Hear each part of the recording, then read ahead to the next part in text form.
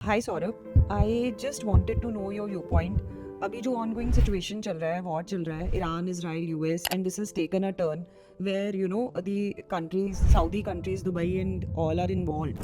How this is going to impact the real estate, Indian real estate in general and overall? तो मीनाक्षी, आपको पता है last year कितना पैसा इंडियंस ने लगाया था दुबई मार्केट के अंदर? You will be surprised to know it was 1 lakh crore. That accounts to 23% of Dubai real estate absorption. तो ये जो वॉर सिचुएशन हुई है और दुबई पे भी मेजरली इंपैक्ट आया है, इसकी वजह से देखेंगे lot of people are going to move on a back foot. They are not going to invest in Dubai real estate market now. Dubai has got exposed. जो सेफ्टी नेट बोला जाता था कि दुबई के अंदर सेफ्टी है, security है, वो एक्सपोज हो चुका है। तो अब जो इंडियंस 1 लाख करोड़ रुपया लगा रहे थे हर साल दुबई रियल एस्टेट के मार्केट के अंदर, अब वो पैसा वहां नहीं जाएगा या बहुत लिमिटेड जाएगा। You take it, around 70,000 crore रुपया इंडियन मार्केट के अंदर ही लगेगा रियल एस्टेट के अंदर। तो आप सोच सकते हैं कि जितनी भी सिटीज हैं अक्रॉस इंडिया, उसके अंदर ये पैसा डिप्लॉय होगा। तो इंडियन रियल एस्टेट मार्केट में आपको ग्रोथ देखने को मिल सकती है इन नेक्स्ट 2 to 3 मंथ्स। और इसी के साथ इनकम टैक्स ने भी बहुत स्क्रूटनी करी है कुछ लोगों की जो दुबई रियल एस्टेट के अंदर इन्वेस्ट करते हैं अंडर